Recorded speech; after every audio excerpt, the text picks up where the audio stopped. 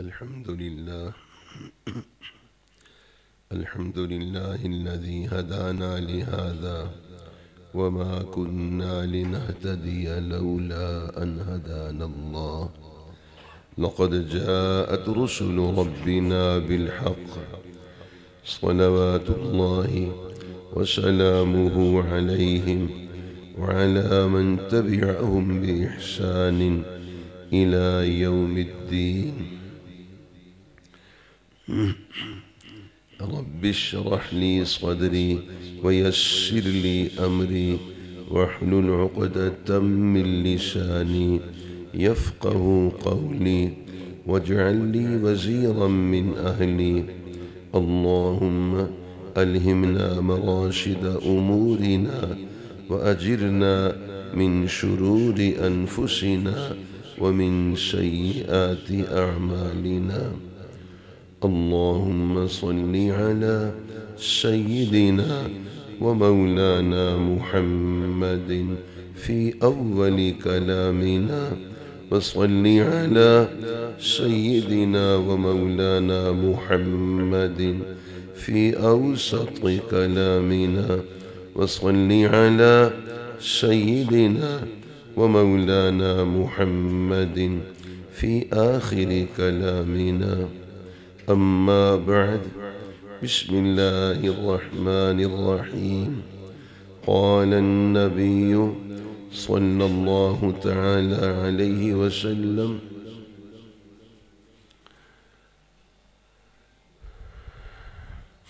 إنما أنا رحمة مهداة، أو كما قال رسولنا ونبينا وحبيبنا ومحبوبنا ومولانا صلى الله عليه وسلم. جامعہ سیدہ فاطمہ الزہرا رضی اللہ تعالی عنہا مسجد جنتی باغ ہے، مدرسہ محمدی باغ ہے. حق تعالی شانہ کا انعام و احسان ہے کہ دنیا میں ہی حق تعالی شانہ نے جنتی باغوں محمدی باغوں سے مناسبت عطا فرمائی ہے. حق تعالی شانہ کی ذات عالی سے امید ہے یہاں جب اللہ تعالی نے محروم نہیں فرمایا وہاں بھی محروم نہیں فرمائیں گے. حضرات علماء کرام، معلمات کریمات، یہ ان باغوں کے مالی ہیں، ان باغوں کے مالی ہیں. حضرات طلباء کرام اور طالبات کریمات ان باغوں کے پودے ہیں، پودے ہیں. حق تعالی شانہ ان باغات کی بھی حفاظت فرماتے ہیں، ان کے پودوں کی بھی حفاظت، ان کے مالیوں کی بھی حفاظت ہے. پوری امت مسلمہ ان باغوں کی رکھوالی ہے. حق تعالی شانہ حفاظت کرنے والوں کی بھی حفاظت فرمائیں گے. بس اپنا تعلق مسجد سے، مدرسہ سے، اور یہ دیکھنا ہے کہ حق تعالی شانہ کے ہاں ہماری کیا قیمت ہے، تو اس کے لیے دیکھنا ہے کہ اللہ تعالیٰ کے دین کی ہمارے اندر کتنی قیمت ہے. جتنی اللہ تعالیٰ کے دین کی قیمت ہمارے اندر ہے اتنی ہماری قیمت حق تعالی شانہ کے ہاں ہے. بس یہ اللہ جل شانہ ہم سب کو ان نسبتوں سے بہرور فرمائے. جیسے یہ عطر ہے، عطر ظاہر ہے شیشی ہے، اور اس کے اندر جتنا قیمتی عطر ہوگا یہ اتنی قیمتی ہو جائے گی. 100 روپے والا عطر ہے تو یہ 100 کی، اور اسی شیشی میں 1000 روپے والا ہے، فرمائیے 1000 کی، اور اسی میں 1,00,000 روپے والا عطر ہے. تو یہ جو ظرف ہے، یہ جو برتن ہے، اس کی قیمت مظروف کے اعتبار سے، جو بیچ میں جتنی قیمتی چیز اتنی اس کی قیمت بڑھتی جائے گی۔ حق تعالی شانہ ہمیں فہم دے تو اللہ جل شانہ کی محبت ہمارے دل میں، اللہ کے نبی علیہ السلام کی محبت، ان کے دین کی محبت، بس یہ ہم قیمتی سے قیمتی ہوتے چلے جائیں گے۔ ایک واقعہ ہے، واقعہ یمن میں حضرت شیخ ابو العباس مسروق رحمہ اللہ فرماتے ہیں، میں یمن میں تھا تو ایک ماہی گیر کو دیکھا، مچھلیاں پکڑنے والا، وہ مچھلیاں پکڑتا ہے، جال اس نے پھینکا ہوا ہے، مچھلیاں پکڑتا ہے، اس کی چھوٹی سی بیٹی وہ بھی ساحل پہ ریت پہ کنارے پہ بیٹھی ہے، یہ مچھلی پکڑتا ہے اور اپنی بیٹی کے حوالے کرتا ہے کہ وہ تھیلے میں ڈالے گی، اور بیٹی کیا کرتی ہے، والد کی آنکھ بچا کے، ظاہر ہے یہ پھر دوبارہ جال پھینکتا ہے، مصروف ہو گیا، وہ بچی ان مچھلیوں کو دوبارہ پانی میں پھینک دیتی، والد کو معلوم نہیں، والد مطمئن ہے کہ میں مچھلیاں شکار کر رہا ہوں اور تھیلے میں میری بیٹی جمع کرتی ہے، اتنی مچھلی ہو گئی ہے، گزارا آج کا ہو گیا، وہ مطمئن ہو کہ اس نے جال نکالا اور لپیٹا اور آ کے تھیلا اٹھایا تو تھیلا خالی تھا۔ اپنی بیٹی سے پوچھا، بیٹی وہ مچھلیاں کہاں گئی؟ میں نے اتنی مچھلیاں شکار کی۔ اس بچی نے کہا، ابا جان آپ نے ہی حدیث پاک سنائی تھی، امام الانبیاء حضرت محمد الرسول اللہ صلی اللہ علیہ وسلم کا پاک ارشاد ہے، جال میں وہی مچھلی پھنستی ہے، جال کا شکار وہی مچھلی ہوتی ہے جو اللہ جل شانہ کا ذکر نہیں کرتی، جو مچھلی غافل ہوتی ہے وہ جال میں پھنستی ہے۔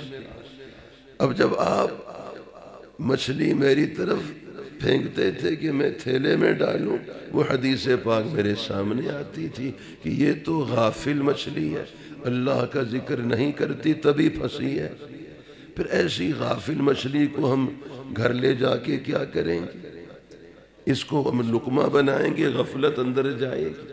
تو میں اس کو آپ کی آنکھ بچا کے کہ آپ نہ دیکھیں تو اس کو دوبارہ پانی میں پھینک دیتی تھی۔ والد کی آنکھوں میں آنسو آ گئے، اس نے کہا بیٹا بالکل اسی طرح ارشاد مبارک یہی ہے کہ وہی مچھلی جال میں پھنستی ہے جو اللہ کا ذکر نہیں کرتی۔ یہ واقعہ اور یہ حدیث پاک تو ہمارے سامنے آ گئی۔ اب مجھے آپ فرمائیے، ایک دجال ہے اور ایک اس کا جال ہے، دجال کی بھی آمد ہے مگر جال تو بچھ گئے ہیں، نہیں بچھے، جال بچھ گئے ہیں، دجال کے جال بچھ گئے ہیں، اور جال میں کون پھنستا ہے؟ جو اللہ کا ذکر نہیں کرتا، جو اللہ تعالیٰ کا ذکر کرتا ہے وہ جال میں نہیں پھنستا۔ تو میرے بھائیوں، بزرگوں، میرے عزیزوں، میری بیٹیوں، دجال کے جال سے بچنے کی صورت مجھے اب آپ ارشاد فرمائیے، جال سے بچنے کی کہ جال میں نہ پھنس جائیں، اور خود بھی ہماری نسلیں بھی، کیا صورت ہے؟ اللہ جل شانہ کو ہم یاد کریں، نماز کا اہتمام، مسجد سے تعلق، مدرسہ سے تعلق، اپنی اولاد کا رخ اللہ کے دین کی طرف، اپنا رخ بھی اللہ جل شانہ کے دین کی طرف۔ بات واضح ہے، مسجد سے تعلق ہے، میرے ساتھ آپ نے فرمانا ہے بیت اللہ یعنی اللہ کا گھر مسجد، کلام اللہ یعنی قرآن پاک ہے، اہل اللہ یعنی اللہ والے ہیں، بیت اللہ، کلام اللہ، اہل اللہ۔ اب جن کا تعلق ان سے ہوگا، بیت اللہ سے، کلام اللہ سے، اہل اللہ سے، اس کا تعلق اللہ سے ہوگا۔ اور آپ نے بار بار یہ اپنی زبان سے دہرایا ہے، من کان للہ کان اللہ لہ، جو اللہ کا ہو جاتا ہے پھر اللہ اس کے ہو جاتے ہیں۔ آج عزم و ارادہ کرنا ہے۔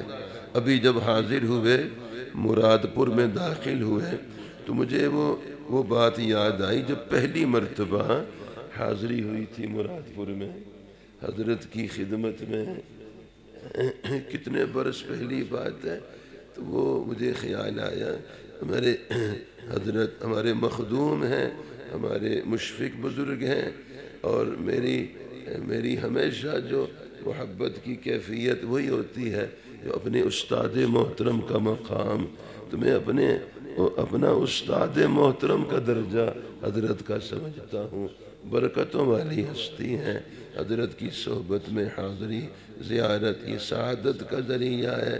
ہم یہ عزم و ارادہ کرتے ہیں انشاءاللہ اپنا تعلق اللہ جل شانہ سے مضبوط کرنا ہے۔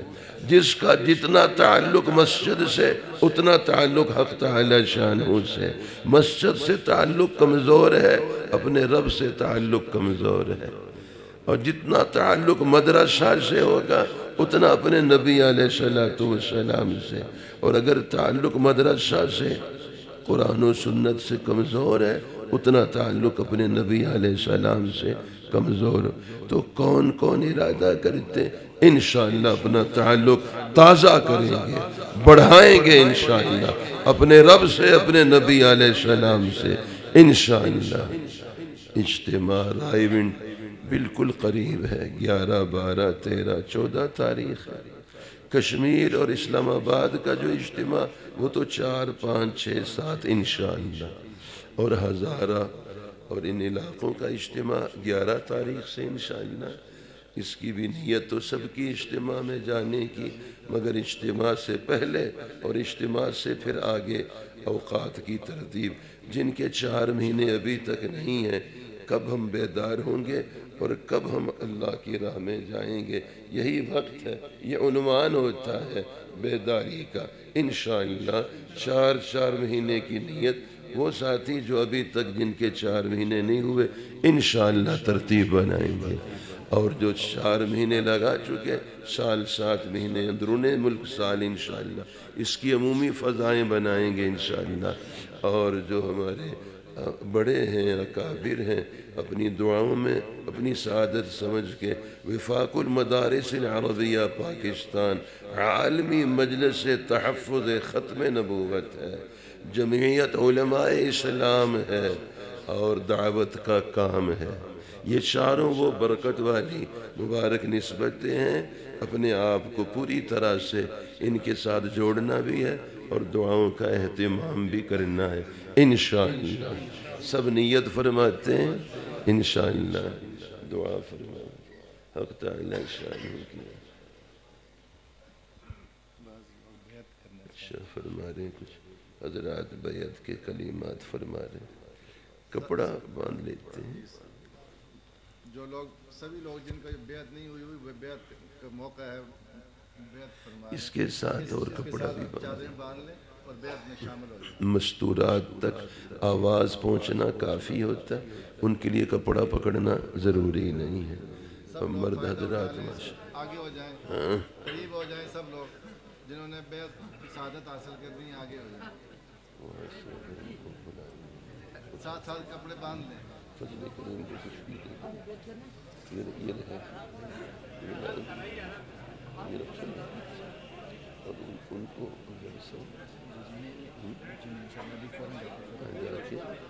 چادریں نیچے کر کے چادریں پہنچ کچھ چیزیں ان کو دے دیں، کچھ لا کے اور دے دیں۔ سمجھے بیٹا چادر کے ساتھ چادر کے ساتھ تشریف فرما ہوتے جائیں گے۔ یہ کلمات دہراتے آمنت باللہ وملائکتہ وکتبہ ورسلہ والیوم الآخر والقدر خیرہ وشرہ من اللہ تعالی والبعث بعد الموت لا الہ إلا الله محمد رسول الله أستغفر الله ربي من كل ذنب أذنبته عمدا أو خطأ سرا أو علانية